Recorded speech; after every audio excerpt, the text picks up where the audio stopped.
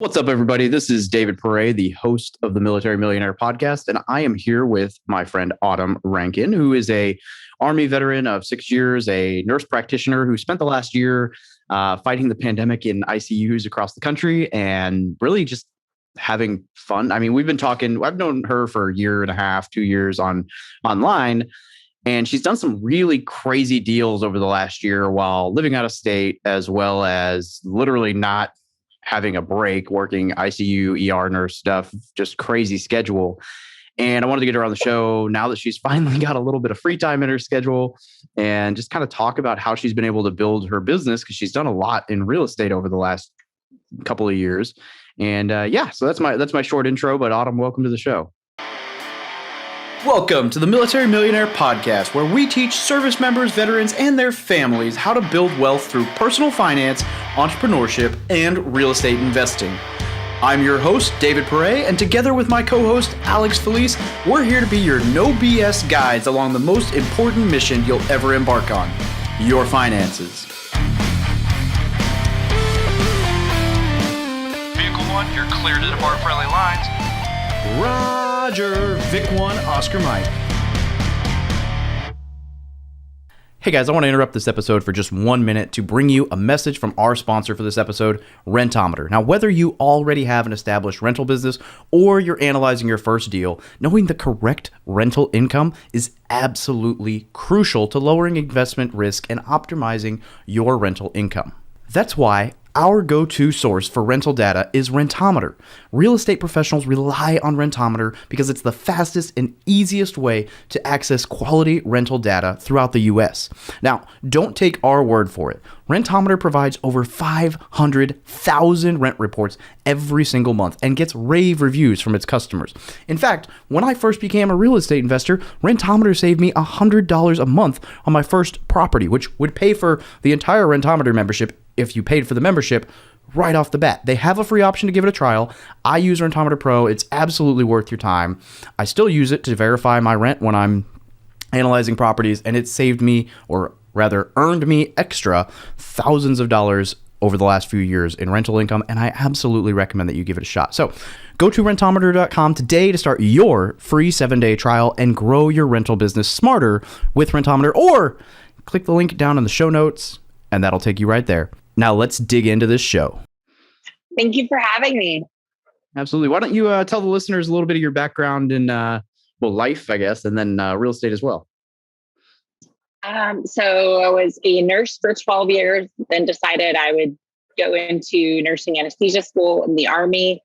So I direct a session there. I did not like it at all.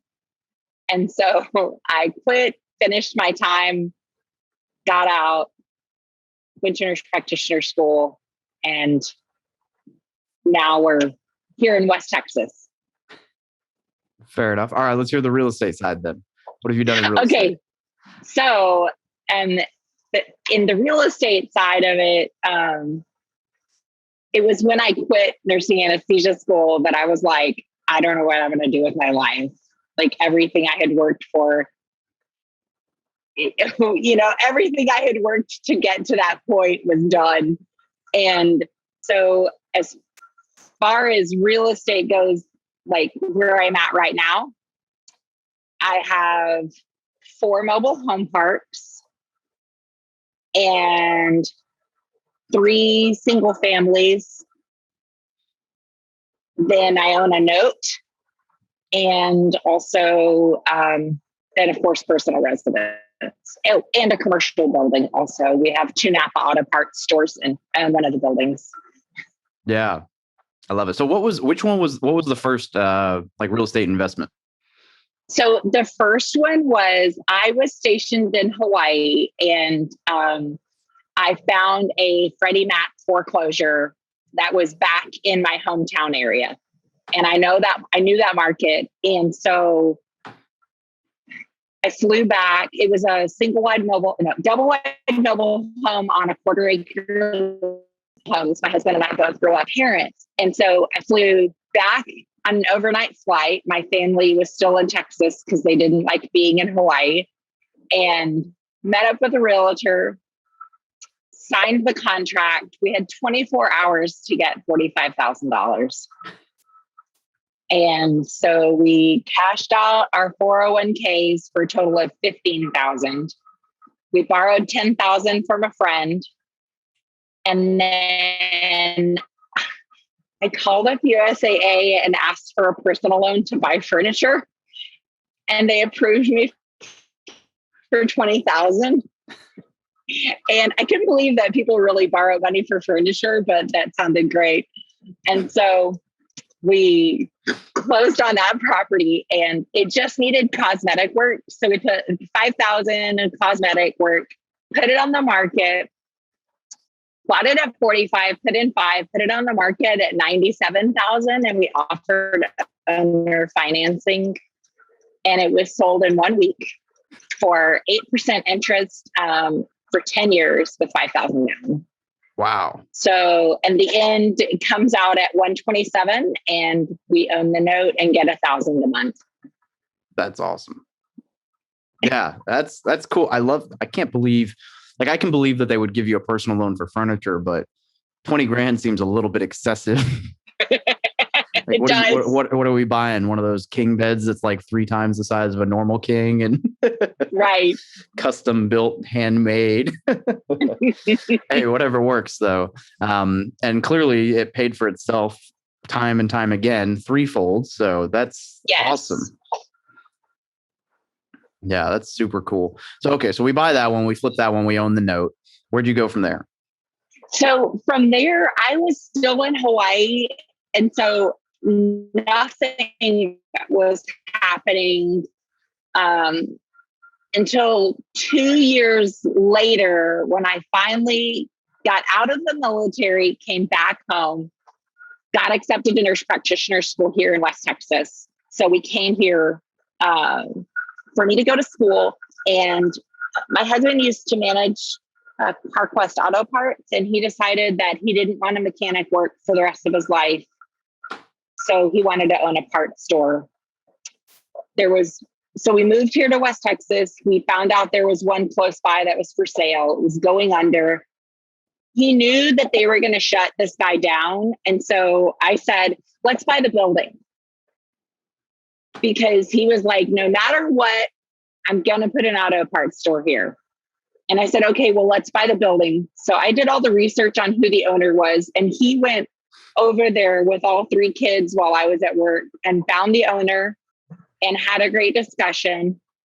We bought the building for $100,000, 20,000 down, owner financed at 4%.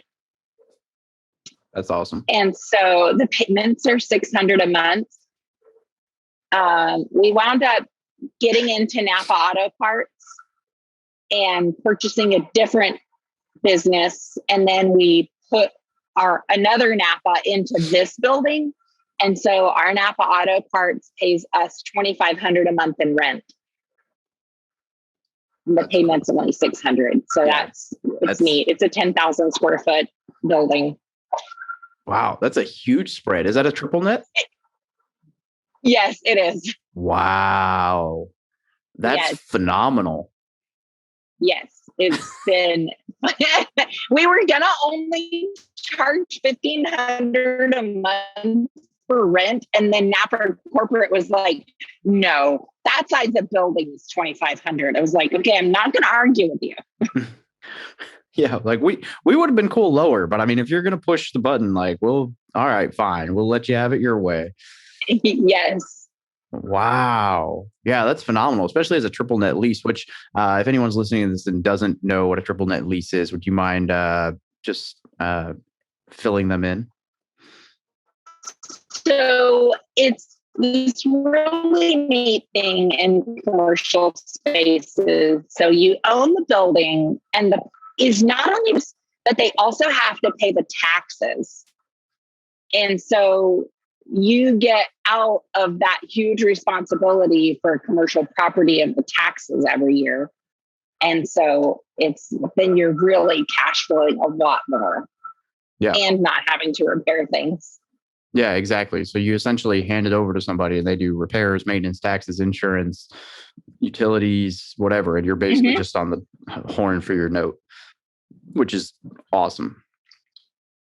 Yeah, I Yes. I love it, and that's something unique to the commercial space, but it definitely makes things very appealing for somebody who doesn't want to be super involved in real estate because you can make fairly large purchases yourself, but it would still be relatively passive, which is just phenomenal. Yes. Yeah. Okay, so then where'd you go? You own all these mobile home parks. Is that where you went next? So it is because, you know, had I had never like owned um I never really worked on a stick built house or a pier and beam or anything like that. I grew up in mobile homes. That's what I was used to. And so I told my husband, you know what? I really think I want to just stick with what I know, but do it on a larger scale. I want a mobile home park. That's what I want. So, I had looked around, I had talked to several owners, and the Napa store in Clyde that we own, he was working one day and this elderly lady came in and she wanted to buy a battery tester for the golf cart, but was not willing to pay the $20 for the battery tester. And so he's like, okay, how about I just come over and I'll test the battery for you? Because batteries are a pretty good profit, especially for golf carts. Yeah. And so he's like, I'll just go over and test it. So he goes over there, tests the battery, working on the golf cart. And the couple are talking and talking and talking. We just drive this around the park. And he's like, what park? And they're like, this is the mobile home park. And he's like, it is? And, he didn't realize it because it was so nice. And then he says, would you like to sell? My wife wants one. And they were like, well, actually, yeah, we had just been talking about that. They had been approached by multiple people, but they weren't ready. And then they decided they were ready. And so he's like, okay, I'm going to bring my wife over to look at it. And they called coming. When are you coming? And I was like, good grief, give me a minute here. So I went and looked and we talked to them. They said they wanted $300,000 for the park. And it was 10 lots, 9 homes, plus the rock home that they lived in, plus this big steel shop. And I was like, okay, that does seem reasonable. And then he said, but I want 10% interest. And I was like, oh, wow. And he said, no, I want 10% flat rate interest. So I just want $30,000 for interest. That's it. And we'll carry the note. You don't have to put any money down. And I was like, really? And he said, yeah. Over what term? So it's a 10. Is it 10 years? Okay, I'm sorry. I'm kind of blanking here. Oh, I think it's a 10-year amortization or maybe 30-year amortization. But I told them I would cash out refi in 5. Man, that's like 1/3% interest. Yes. So we were like, bam, okay, July 1st, we're at the, I was like, all of a sudden we're at the closing place and the closing company called him and they were like, we're afraid that the paperwork is wrong. This says 0% interest. And he's like, no, it's right. And then they called me. We're trying to make sure that you're not taking advantage of these people. I was like, I'm not taking advantage of it. He's the one who said it. Yeah. He brought it up. Yeah. He brought it up. And so they were very confused of the whole deal, but we did it. And so that was the start of the mobile homes. That's awesome. So I've actually negotiated. I haven't purchased either, but I've negotiated 0% interest seller financing twice. The reason I haven't purchased is on one of them, the purchase price was like 20 grand. So I just paid the lady cash rather than having a note. And on the other one, I sent her the contract to sign, and then her son was like, I think I'll buy it. So she's given him 30 days. And if he doesn't buy it by the end of this month, then she'll give it back to me. But people don't realize that like that's a real thing. And it's not like you're saying, hey, I want to pay you 0 interest. I literally just tell people like, okay, that price works. Are you open to me paying you over time, or do you want it all up front? And if they're like, actually, I'd like it over time, I'm like, okay, cool. How about over 10 years? And I just never even mentioned it. And unless they ask for it, a lot of people are totally fine with 0 interest as long as they, get their money over time and don't have to pay the huge capital gains tax, because that's basically like earning interest on their money. Yes. Wow. So that one's been good. The second park I found on sale on Zillow, and it was totally advertised wrong. Mm-hmm. It was for sale by owner. It said 129, and it was an 8-lot park, technically in the city limits, had city water, but it was on septic from the 80s. Like each home had their own tank. I'm telling you, this place was so creepy. I couldn't believe somebody was still living in one of the homes, but the weeds were about chest high. Wow. And one of the units had been burned to the ground by another tenant. There had been some stabbings out there. Oh, perfect. And somebody had built a fire in the back of another unit. And they were so beyond crazy. The lady would not respond to my messages. And so I wound up telling her, I'm interested in that property and another little house that you have for sale. I want both of them. I'll take you to lunch. So then she responded. And I was able to get all of the details of the park, finding out that she actually owed a note on it that was privately owned by a guy in town who's a big business owner. And I was like, well, how much do you owe on the note? And she said $50,000. And this was 2.5 acres, 8 lots. And I said, well, yeah, I could offer you 80,000. So you could have 30,000 in cash and I'll assume the note. Meaning you're not going to have to deal with him anymore. I'll assume it. And so I did all the paperwork and got her 30,000 in cash, and then called him up and was like, hey, I've got some paperwork for you to sign. I'm going to assume this note. He didn't even know what property it was because he has so much, but he signed it.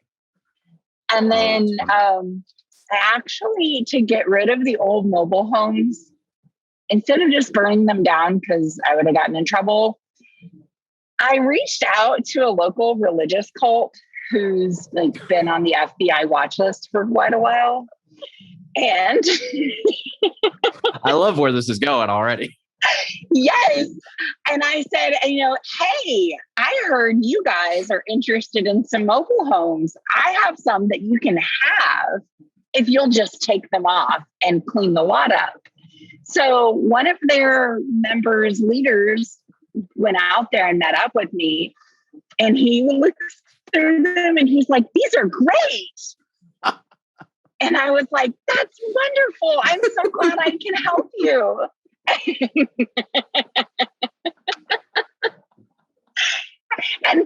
And they took all 8 homes. They got their tractor and they came out there and they hauled them like 30 miles down the side of the interstate, each one.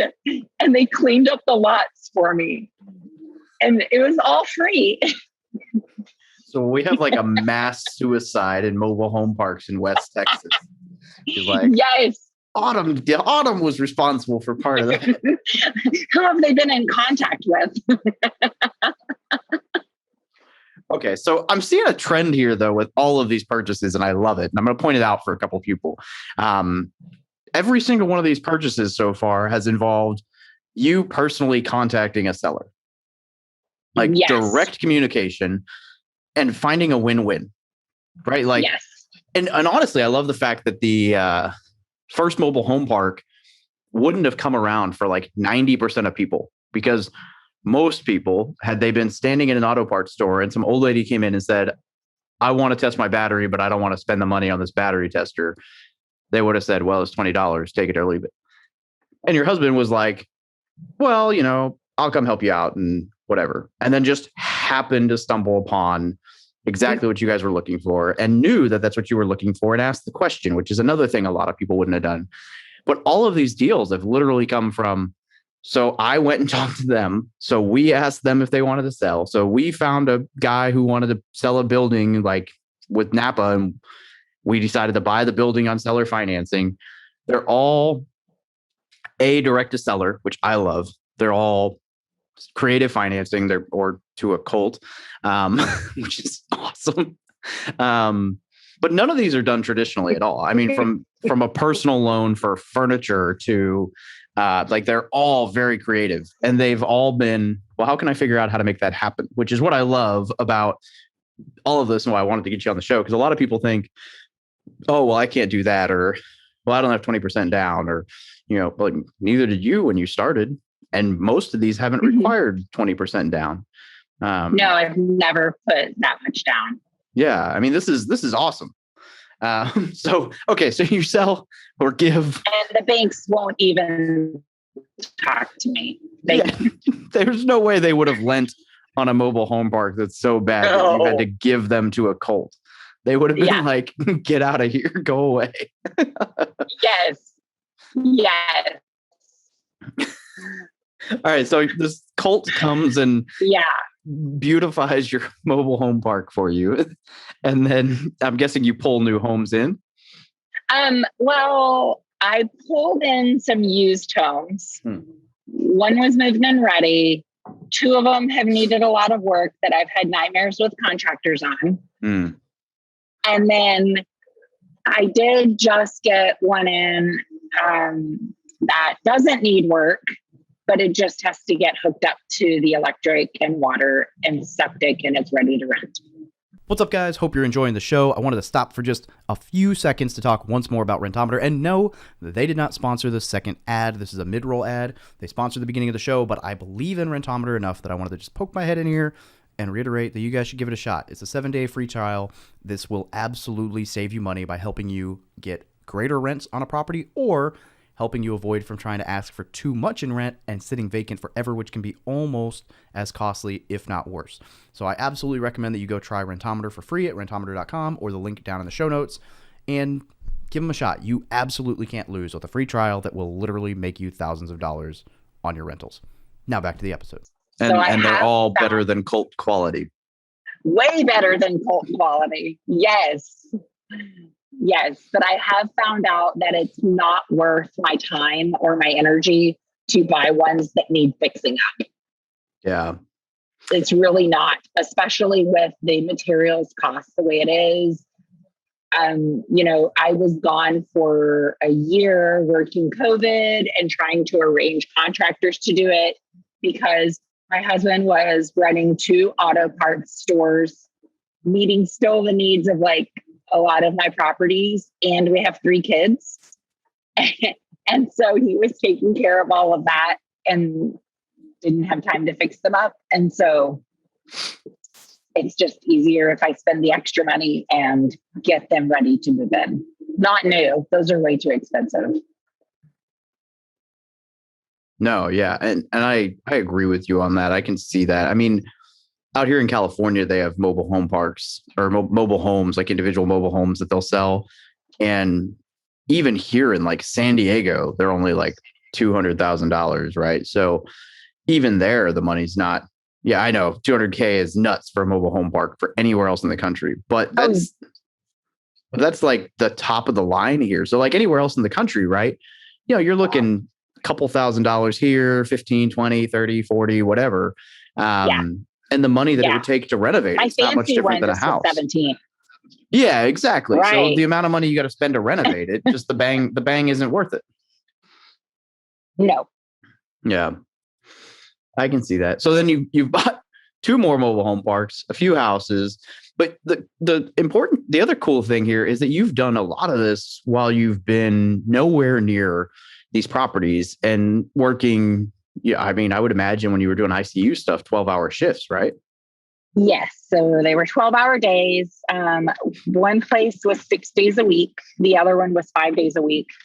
I've done a lot because I use the lawyer who works for the title company that I use. I like it. I use him personally. So he draws up my contracts and then does the closing. And so he'll draw up the contracts for me. He will always gets like power of attorney for my husband to sign, or they'll send a mobile notary. And so he did a series LLC for me when I was in New York. And while I was in New York City, I had found it before I went to New York. So I found this mobile home that looked like it had been abandoned on a city lot. So it's not a part of a park or anything. And I went in, all the windows were busted out. The place had been trashed. I looked it up and I had written the person. And then I got this strange call one day when I was in New York. And this elderly lady is telling me that the person that I wrote was her son, and he's in prison. And that house belongs to him. But like, she had gotten the letter and mailed it to him in prison, and he had to write her back and tell her to call me. And so you can't send pictures like in the envelope. And so what I did was I sent the photos I had taken to printed them out on a piece of paper so I could show him what the house looked like on the inside. And I said, hey, there's a couple kids. It was the kids down the street. The neighborhood had told me it was the kids down the street who had busted in. All the windows are broken. Here's the condition of your house. Do you want to sell? I'll offer you $6,000 for the house and the lot. Now, I know the lot alone was worth 10 because I had just sold some I had gotten on auction. Yeah. And I was like, those will go a long way in commissary. Worked for them in that department. So she was like, oh, your sale papers in prison. It was kind of funny. Like, I could technically have put the money on his books, but he wanted it to go to the checking account his mom had. But she said she didn't want it in there because she was in trouble with the IRS. So we made it to where she was able to deposit the money, but it wasn't under her. If there's a more mobile home park real estate story than the guy's in prison and his mom's got IRS legal problems and the kids down the street ripped out the windows, I haven't heard it. I mean, this is basically every stereotype wrapped into one. And what I love here, so when I was a recruiter for the Marine Corps, I had a kid who wanted to join who was 17, and his mom was in prison. And in order for a 17-year-old to join the Marine Corps, you need parental consent. And so I got to drive all the way up. It was like 2.5, 3 hours northeast. And so I've gotten to personally, most of the recruiters in the office were like, oh, well, that's it. And I was like, no, that's not it. And I showed up at prison and I got parental consent sitting in like the visitation room in a jail. So I can fully appreciate how much of a pain in the rear this is. But this just goes to even further reiterate, like, if you have a win-win in mind and you're confident enough and, not going to let obstacles get in your way, to stop and say, oh, like most people would have been like, oh man, all right, well, when does he get out of prison? And you're right? like, well, how do I send this guy letters with pictures that won't get him in trouble? Yes. You can use this money for cigarettes and email. Yeah, he can use it for cigarettes and coffee. I love it. Oh my gosh. The third part that I got is in a little town right by where I live. And this one is a really big dump also. And this little town is up and coming, and it's got the same school district that we're in, and it's the most desired school district in the county. State championships for football, all of this, yada, yada. Yeah. Well, I saw an opportunity to provide affordable housing, and that's my thing. I provide clean, safe, affordable housing. I like it. And even so to I people saw in a cult. yes, even for people in a Maybe not country, they clean. need houses too. Right? Definitely affordable. And so I had figured out who the owner was by the county records. That, like, in care of these, I realized, figured out that she had a sibling via the obituary. Then I found out they had left her a house, like, in the other neighboring town. And so I wrote her a letter in December of 2019, and I didn't hear back. And most people would stop there, but that's not going to stop me. I will find out where you are. And so we had gotten back from spring break, and that's when COVID, like, everything shut down. And I was like, oh, she's going to be home. Everything is shut down. And so I drove to her house and knocked on her door, and her grandkids answered, and she, let me in. And I was like, I'm Autumn, and I know you own the park there in town. I wrote you a letter in December. And she said, oh yeah, I get a lot of letters about that park. And I said, but you didn't call me back. And she was like, no, I don't ever call anybody back. And I was like, well, that's why I'm here. You didn't call me back. And I want to buy your park. And she was like, she's so funny. She says, I like you. She's like, I have never had somebody show up because I didn't call them back. She's like, you've got some definite drive. I like you. And so she sold me this park. She said she wanted $325 for it, and it's 14 lots. Now, there's a lot of catches with this park. Nobody had been paying lot rent, for like 7 years. No one paid any rent. One of the homes was completely abandoned for 3.5 years. Oh, there's like 7 junked out cars. There's a broken down U-Haul. It's really overgrown. And I said, okay, I'll agree to your price. Will you owner finance? And she was like, yeah, I sure will. And so we agreed that I asked her how much did she want down, or what was she wanting to have? Like, what was she wanting to buy that she would need money down? And she said she wanted to get a new to her, but used Toyota Camry. So she wanted about $25,000. Okay. I said, okay, that's doable. And I said, well, how about 5% for 10 years?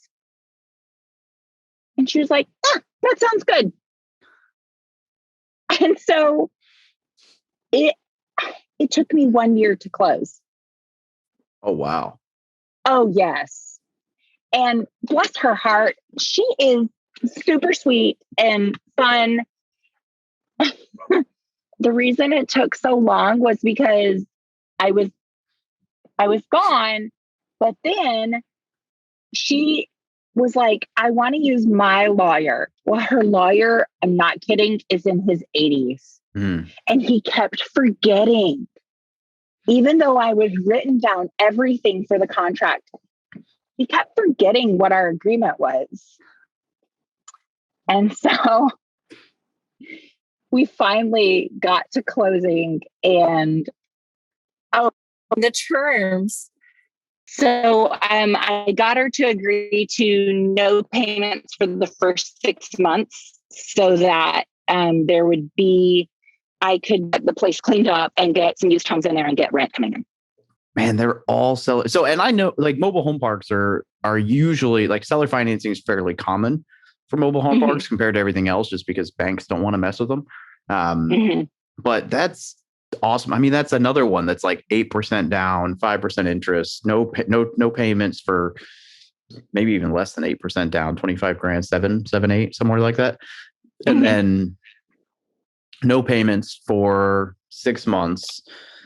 I mean, that's awesome. And the crazy thing to me about that is if she hadn't gotten lot rent in like 7 years, like how do you sit on something that long? She didn't need the money because she had inherited it from her parents. She inherited her home from her parents and had a stable job. Gotcha. Yes. But that just baffles me, like to just let it rot when you could easily be making. Oh my gosh, I know. Yes.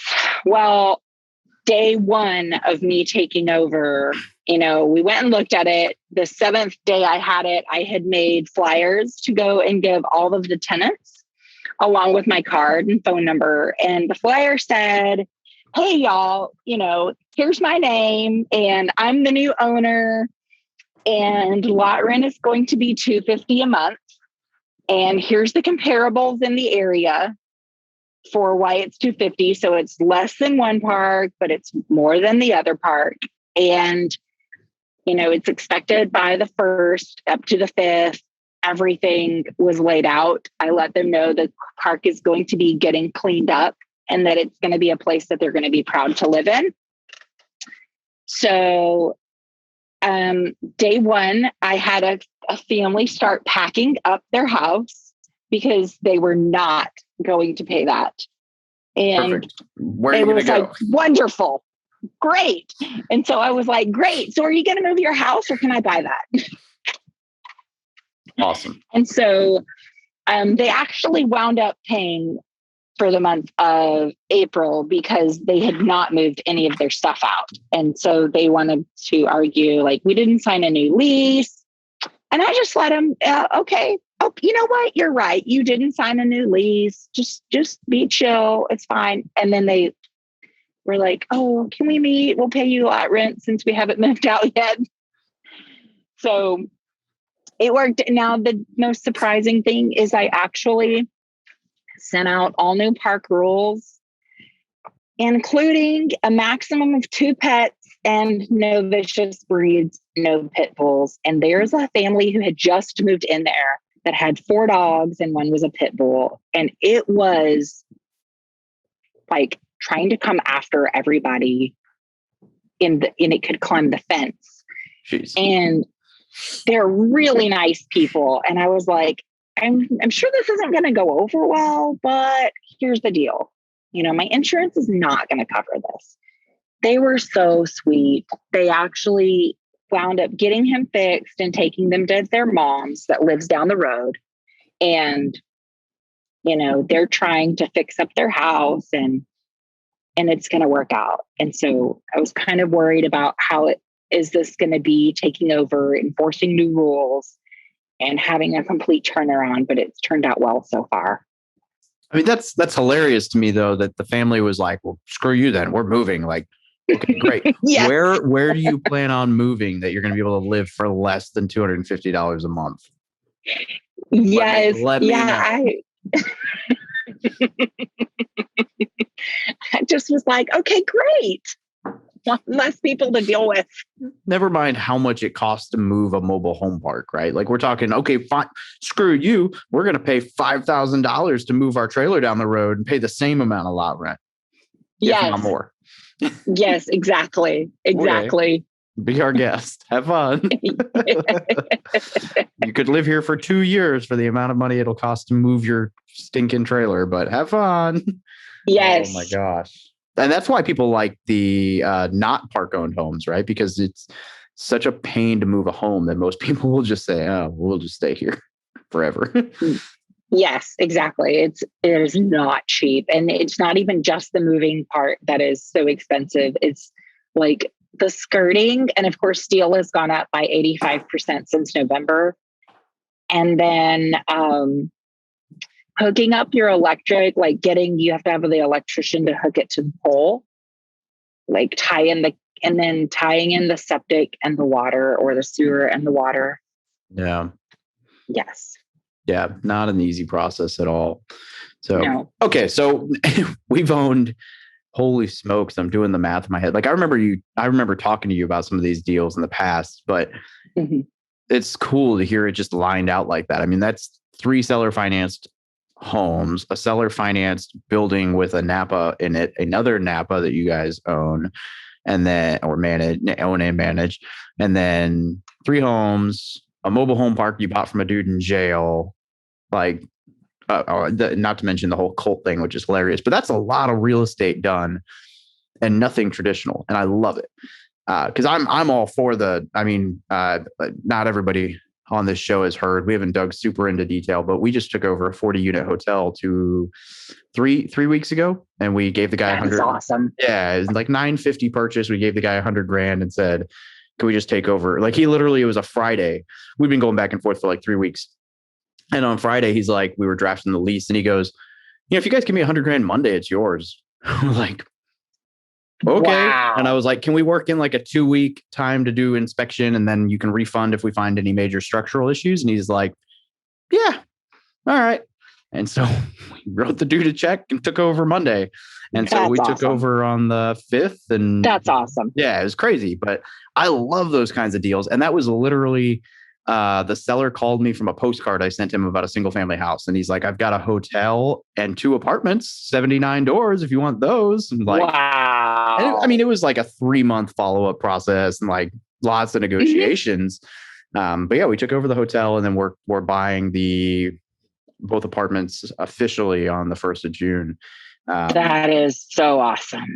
And so I love these crazy, deals where you're just like, whatever. And people hear these stories and they're like, oh, well, that's cool, but that couldn't be for me.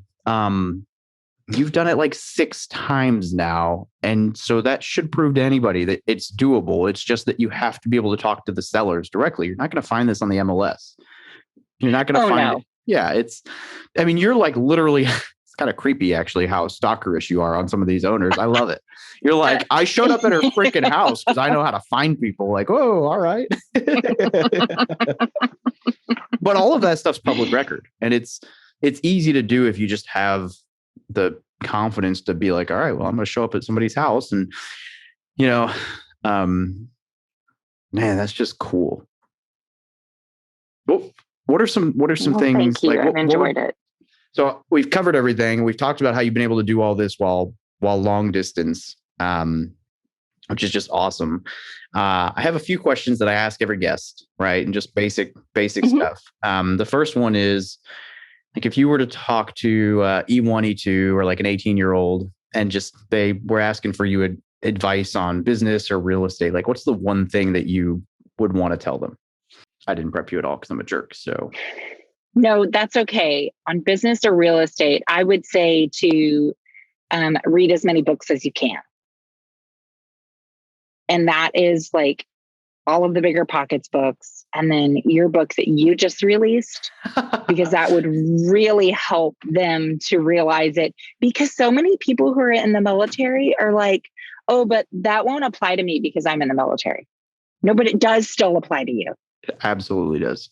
And it's, okay, it will apply to you because so people would say, what do you do? And I'm like, oh, well, I'm full-time Army.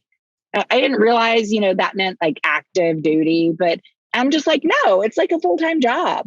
So yeah, you just have a different job than other people do. That's no big deal. That's true. And it absolutely is applicable. And I appreciate the plug. I didn't tell her to say that, by the way, guys. But thank you. All right. So that actually rolls right into, the next one I ask is resources. So like book, course, website that you recommend. And you mentioned the Bigger Pockets books. You gave me a little shout out there, but are there any other specific books that you think are worth reading for the real estate business world? I agree on Bigger Pockets. Yes, there is. There's a book. It's so difficult to narrow this down. Okay, there's a book, and it's like this guy, Tim Shiner, who's in Southlake, Texas, by Dallas, was on the Bigger Pockets podcast a long time ago. And he wrote a book called 50 Things They Didn't Teach You in School. And you can buy it, I think, through his website, maybe Amazon. And like all the proceeds go to this women's shelter or food shelter or something. This 50 things that they didn't teach you in school was amazing. It was eye-opening. And it's not just, oh, hey, here's how to balance a checkbook. All of these things, he uses real world examples of what he's experienced. And they're things like follow up with a thank you note. You know, when you meet somebody new, you know, follow up with a thank you note. And it was very valuable information, super easy read. But I'm definitely having my kids read that one. Yeah, I'll have to check that out. I like the thank you note one. I try to, I'm not as consistent with it as I should be right now, but like whenever I do, and it will be easier when I'm physically the person going to homes when I move back this summer. But I try to send a thank you note or a nice to meet you note for every seller whose house I visit with an appointment to talk about home, whether I buy it or not. So keeps you top of mind, and it's just a nice gesture. So, all right, the last one. Where could people get a hold of you if they want to ask you some more questions about your story? So I'm on Instagram, and my handle is Queen Double Wide. I love it. I hadn't seen that one before. I'm going to go follow it. Oh, that's funny. I mean, I think we do follow each other on Instagram. I just didn't know that. I don't know. We probably do. Who knows? I try to keep up with Instagram, such as like posting stuff about business. And then I'm on Facebook under Autumn Rankin. Yeah, pretty easy to find. Indeed. All right. Well, hey, any parting? Is there anything we missed? I mean, I feel like we covered your story. And while we were able to go through your story, I mean, there's just a lot of valuable tidbits in there for anybody who's thinking about getting into real estate and doesn't want to go play the MLS 25% down game. I think we covered everything. And creative financing is definitely the way to go. It's much faster. It's actually like way easier, and it's way more fun. Yeah, I agree. It is all of those things. Yeah. And it's usually more of a win-win too, unless they really just want the cash right away. It's a great way to, be able to work out exactly what they want and find terms that are great for everybody. So I agree. Well, this has been a long time coming, and I'm glad we finally did it, because your story, the investments you've made are awesome, and the way you've made them work is just fun. I love it. So I look forward to hearing about the next crazy deal, and maybe you find Amish people next time instead of a cult, or we'll see. Yes, I'll keep you up to date. Awesome. Thank you very much for joining us. Thank you so much. Thank you for listening to another episode about my journey from military to millionaire. If you liked it, be sure to visit FromMilitaryToMillionaire.com/podcast to subscribe to future podcasts. While you're there, we'd love for you to rate the show, give us a review on iTunes. Now get out there and take action.